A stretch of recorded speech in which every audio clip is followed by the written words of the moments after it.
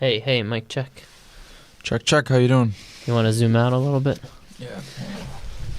Oh, yeah. Oh, yeah. What a great life, huh? Yeah. Let's get our headphones on. And we are back. How you doing? I'm doing great. How was your morning? Not bad. Trying to figure something out with the equipment office rental right now, and besides that, it's just a bunch of other stuff. But I'm good. I am cheerful, and if not, this cup of coffee will make me so. Hey, I'm really glad to have you on. You should know. I'm glad to be on. Guests, folks, I'm here with Michael Sottile. Yes, you've said my name right. So many people mess that last name up. Tell us a little bit about that last name, about your grandparents, and then where they came from.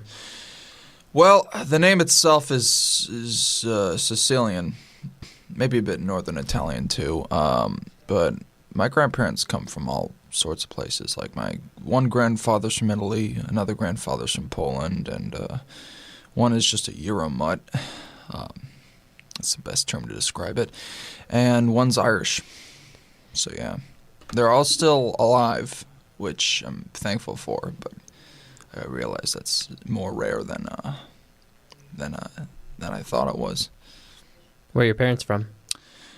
My parents are from my hometown. They went to college at UConn, so that's in the middle of cow fields in northeastern Connecticut. But other than that, they ended up back at square one. So. And now we have you, beautiful creature. Well, thank you. Yeah. So what were you doing last night, today? Last night I was working on some motion graphics. They're just looking at a template for it because there's this thing due for the radio station that I'm doing for the news department around Saturday. We come out with a weekly news crackdown every week, and it's a blast. It's fun to work on. Ran into one or two problems last weekend, but this weekend should be more straightforward, if anything, because I've allocated my time well. And other than that, this morning I just got ready. I just made breakfast, and that was it. And now I'm here.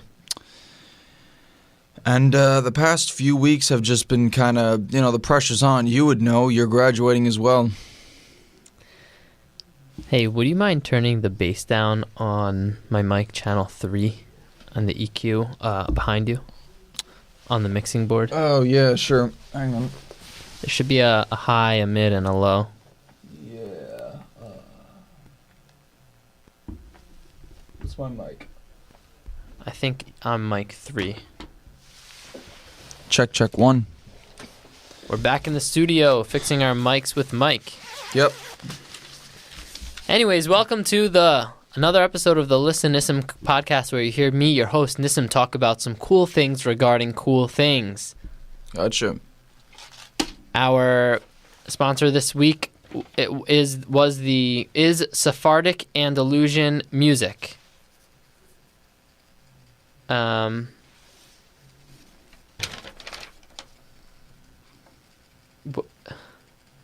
I guess that's it. Wonderful. Yeah, that's pretty. It's pretty to the point there. Here, you want to just read this bit? Sure. At the top. Yeah. Believed to have begun in Cordoba in the 9th century, classical Andalusian. Can I start again? Yeah, please. Believed to have. And by the way, if you want to do any accent, just feel free. Accent.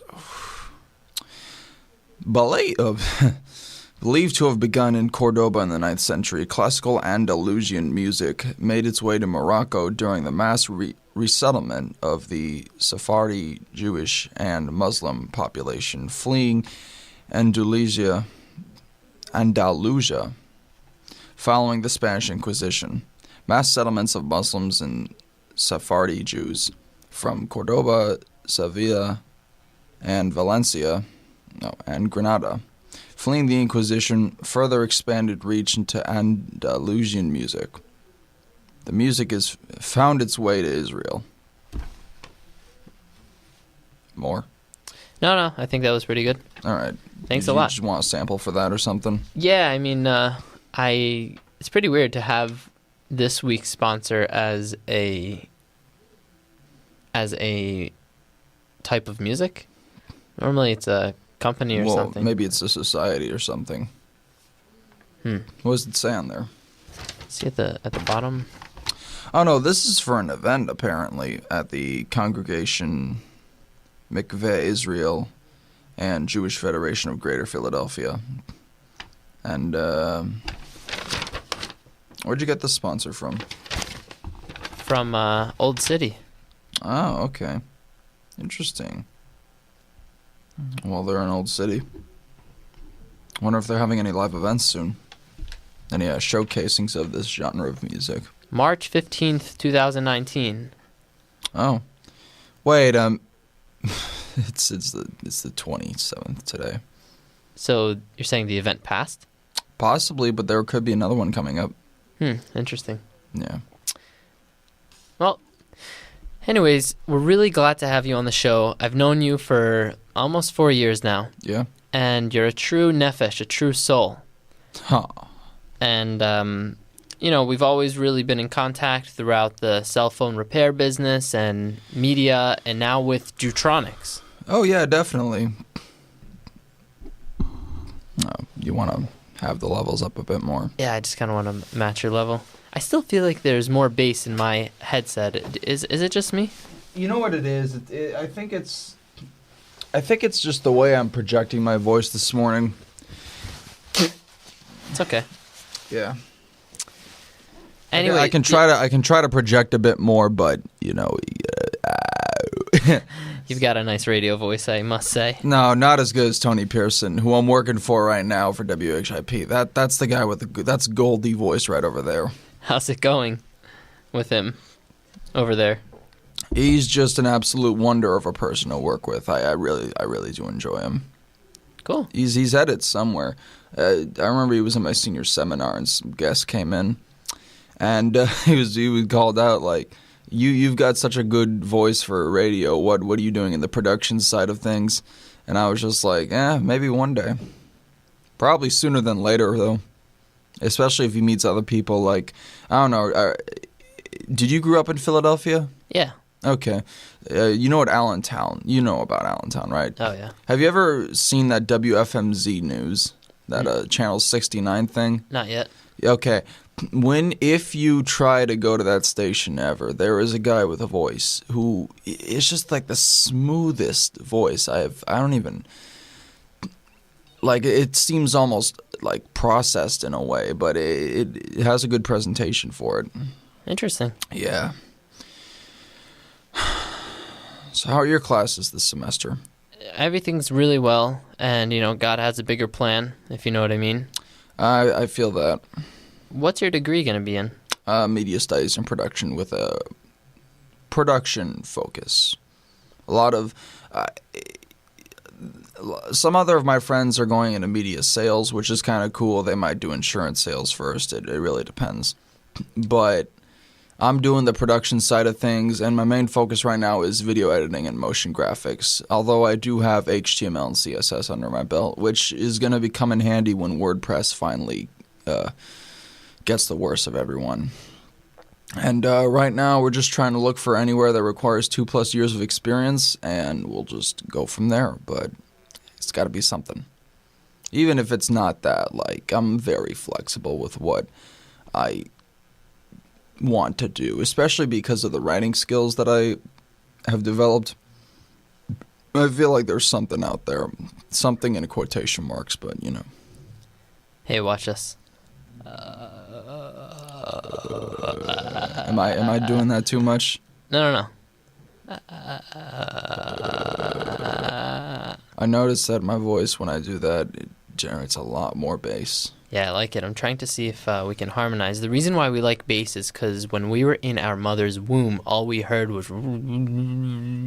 That's why we like dubstep. That's why we like EDM, though. That's...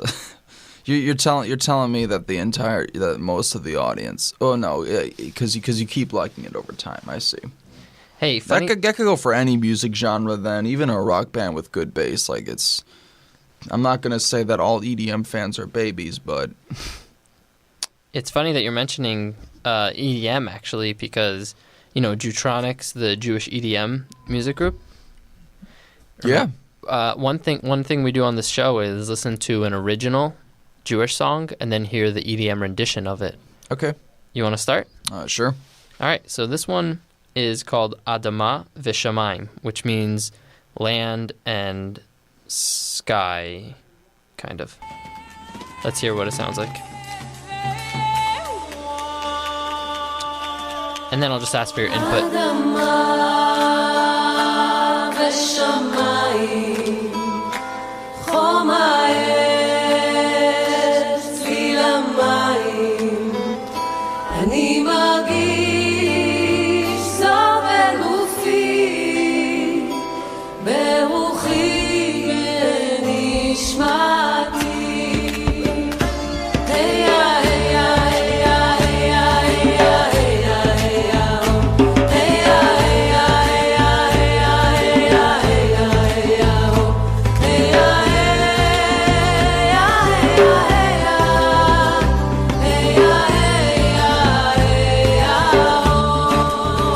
What are your thoughts? The acoustic guitar and the bongo drum. Well, I don't even know if they were bongo drums. Well composed. Is that a live performance? No, probably not. That sounds like one. Yeah. Yeah, this is by the user New Jew Media. So tell me, are you ready to hear the EDM rendition? Yeah, just about. Okay. This is also Adama V'Shamayim by well-known Jewish DJ and music producer Matt Dubb. Mm-hmm.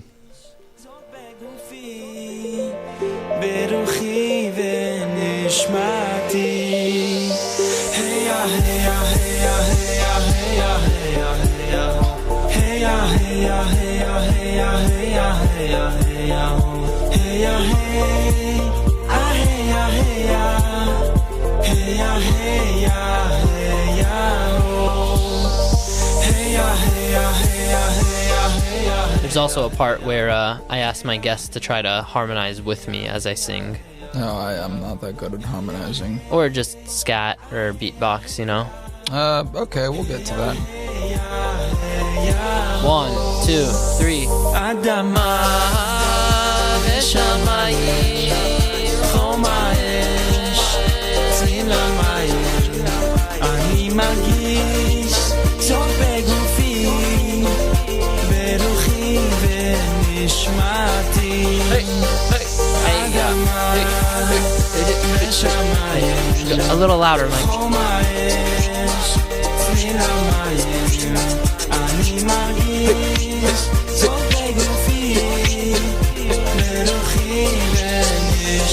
All right.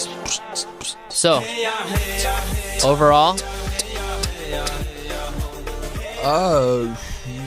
so you compose this all in Ableton? it's a good question. One day we'll have him on the show. We'll be able to ask him. Oh, you're a curator of EDM, of this EDM music, right? Curator, producer. But you didn't produce this one. No, this is Matt Dubb. Ah, okay. I wonder if he did an Ableton, because the city synths are very reminiscent of something I've done before. What synths? I call them city synths. I don't know why I do. They just sound kind of like what's playing right now. I don't know. Something about that just reminds me of like Nightscapes, writing the L, because you get that view. But yeah. It's a really nice description that you give us. Can you tell us about your background with audio production? Yeah. Well, for starters, I used to do a lot more with music. I played piano. I practiced piano a lot from 2nd grade up until 12th grade. And then things kind of took a turn differently. I was also in marching band too, so that kind of just got me a lot into music theory, and eventually jazz band let me get back to the piano. But outside of the piano, I always was interested in audio equipment. I don't know if I have the best voice, but I was certainly at my fair share of microphones that I messed around with. And being able to kind of configure everything on a computer, especially my mom was a graphic designer, so she got this iMac like the last year that before it went to Intel, before the MacBook started coming out, and it came with iLife. So that was my first exposure to GarageBand, and I was just messing around with that, the MIDI synthesis and the changing of the instruments and trying to make them sound different, and then eventually getting an audio interface to hook up mics to. So fast forward to now, I'm kind of using it to, I don't know if a podcast in the works yet, but definitely that would be a good side gig after college to just start a network of podcasts. And I have the equipment to do it. I actually built a recording studio for my school newspaper in my senior year of high school. We used a mic. We used a Apple computer with Logic on it. And I just put down new carpets into this room that used to be a recording studio with like analog cassette equipment. And we took this mic stand and kind of taped it to the ceiling so we could have like a drop down. And it worked out pretty well. So,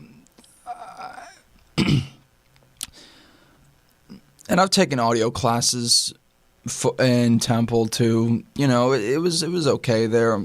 Not my first thing that I want to be into, but certainly something that I'm familiar with, if not comfortable. And what does the next year look like for you? The next year for me looks like a part or full-time position with some side work doing other tech-related stuff. I think the lowest of the low for that would be tech support at Staples. If I really just anything to put food on the table, you know, if we're talking in terms of that. But other than that, I want to really not so much extort, but kind of use my abilities for web and motion graphics with other companies because I can see it's more prominent than other things. And certainly I don't want to market myself as someone who just knows how to do cinematography. I kind of want to have as much on my plate as possible, which is good if you don't tell them you're a jack of all trades, if you tailor your resumes to each specific job, which you should do. But right now, I'm just trying to get a lot of... I have this one gen ed that I would just do all the work for in advance this week, really just to save my bones when I need more focus for applying to jobs and really just anything, and then looking for housing. Although I don't really have to worry about that until July.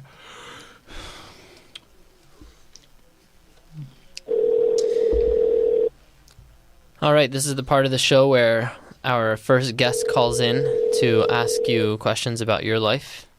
Okay. Normally they pick up right away, but normally they call in. Right. Who's the guest? Or who's the... You know what? Maybe we should just move on to our next segment. Possibly. You can always go back to that. Yeah. You have reached the voicemail box. The number you have dialed is not in service at the moment. So, today we have two options for you. Kosher Tic Tac Fresh Mints, artificially flavored mints, or Parv National Jewish Retreat branded mints. And there are three left, so you get your choice. I'll take the retreat mint. Okay. Yeah, how many would you like? One. Okay. How long have you been doing this podcast for? Oh, man. Theoretically or practically? Practically. I have to be honest with you. Not that I haven't been honest with you up until now. Yeah, we'll go ahead. I mean, we're not live broadcasting at all. You can always edit us down. I get lazy. Here, you can have the whole thing if you want. Yep.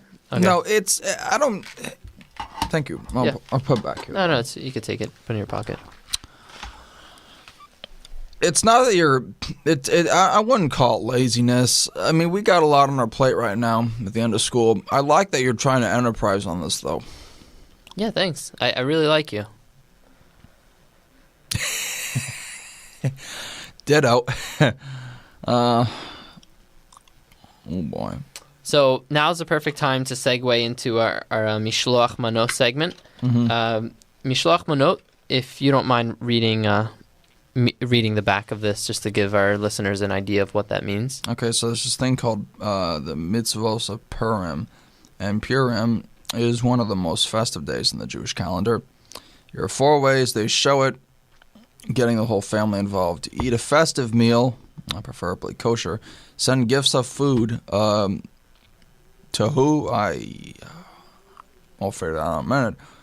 Give to the poor and hear the reading of Megillah. Megillah? Megillah. There's a box that says Happy Purim with a bunch of manos in it. Mishloach manos. Too many manos. Too many manos. Actually, the box is empty. Yeah, so I actually brought one homemade Homentashen that my aunt made, and one like pre-packaged one by a company. Probably it's pronounced like Achava or Achova. I don't know. It's pretty ridiculous, this language without vowels. Like, you need to memorize every single word in order to know how to pronounce something, or you guess. Yeah. So this one is a chocolate-flavored Hamantashen. This one's, I think, jelly. Mm-hmm. So today you have a choice. Technically, you can take both, actually. I'll take one. And to be honest with you, I had a big breakfast, and I also got this mint in my mouth, so let's hold off on eating that. Yeah. The idea is just I need to put it in the Mishloach Manos box and then hand it to you. Oh, okay. So, whatever I'll take the homemade one. Okay. Yeah. So, I just want to thank my aunt for that. Yes, thank you. And I'll just close it up. And you can go to virtualpurim.org to find out more about the mitzvos of Purim. And while we get our next guest on, just for our ASMR listeners, here's some. Hey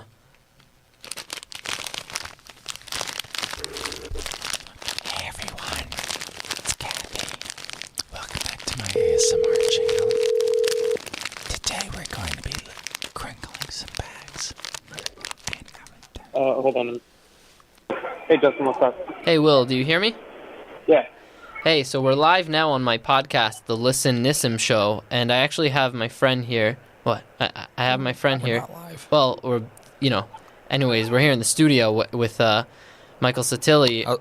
Yeah, do you hear him? How's it going? Yeah, I hear you. What's going on? Nothing much. How are you doing today?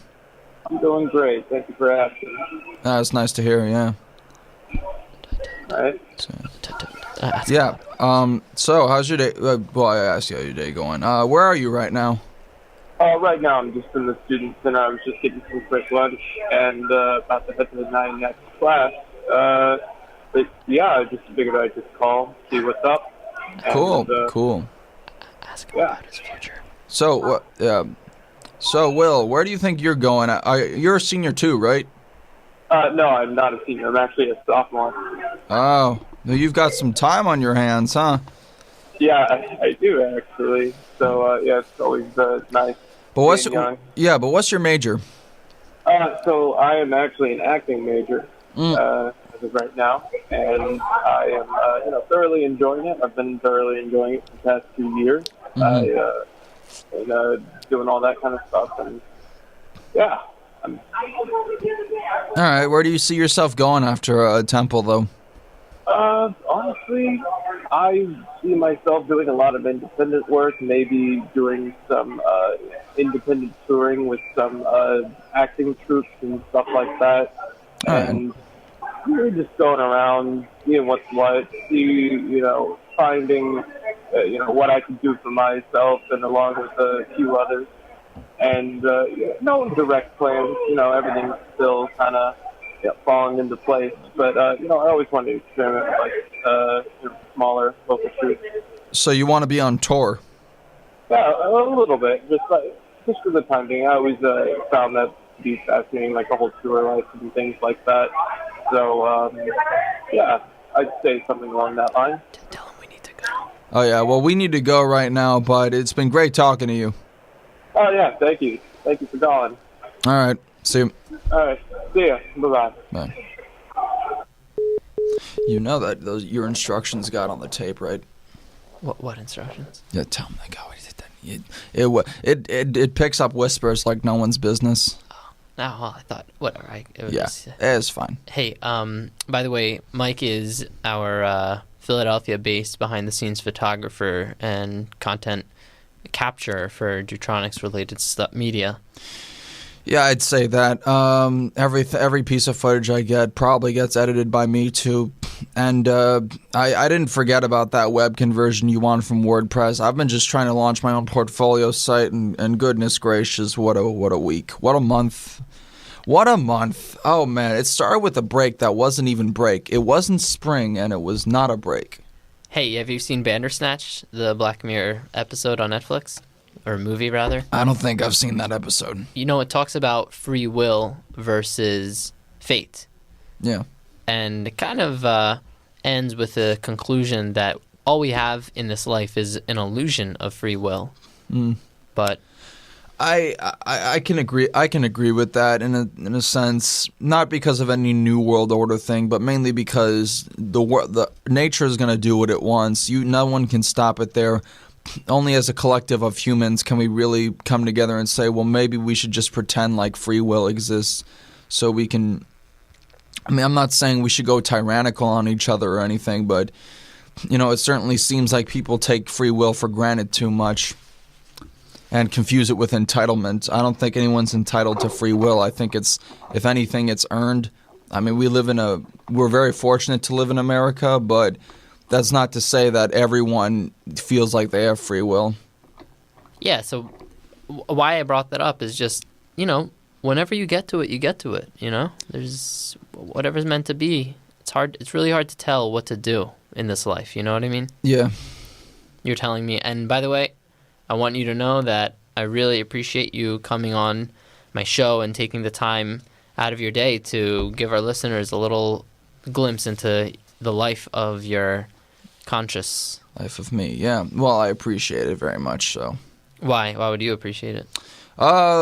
Mainly because I was never asked to go on a podcast. I kind of do a lot of behind the scenes work, but now that I'm here, I kind of feel hyped for it. You know, maybe someday in the future I can get my own podcast off the ground, but it really depends. About podcasts,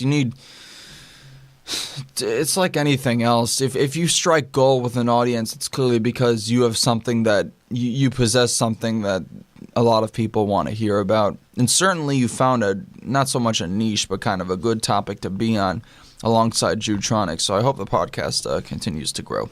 Thanks. I really appreciate it. You know, it's the secretaries and custodians that we really need to focus our new wave genre on. You know what I mean?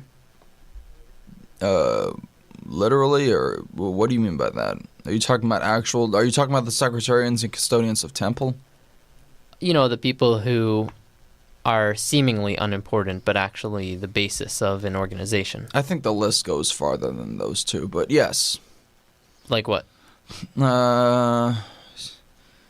Outside of secretaries and custodians, we'll say, I guess any retail workers. We'll put that in there. What's your run-of-the-mill job at this point? There's so many of them. And a lot of people seem to think that, I don't know, a lot of people seem to think trade jobs don't really matter that much when they're probably making more money. Like,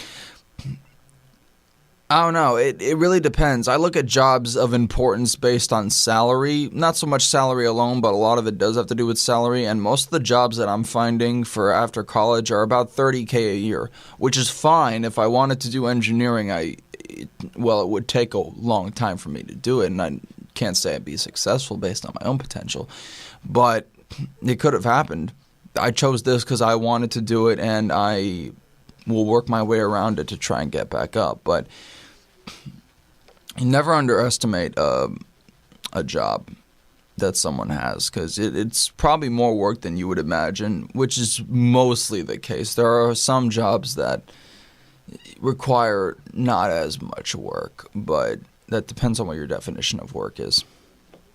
So, hey, I also want to give, if you want this, it's a alfajores from all the way actually from imported from Buenos Aires, Argentina. It's a dulce de leche snack.